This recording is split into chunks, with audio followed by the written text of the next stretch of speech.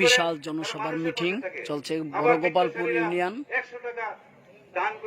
বক্তব্য রাখছেন কাজী আমিনুল ইসলাম মিন্টু। রতন সর্দারের গোরামার্কার বিশাল এক মিটিং।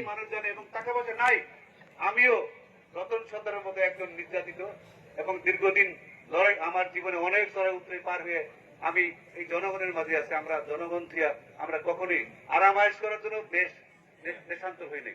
রতন সর্দার আপনাদের মাঝে আসছে, সে রাজনীতি করে আসছে, সে এই নির্বাচনে জয় পরাজয় আল্লাহ জানে।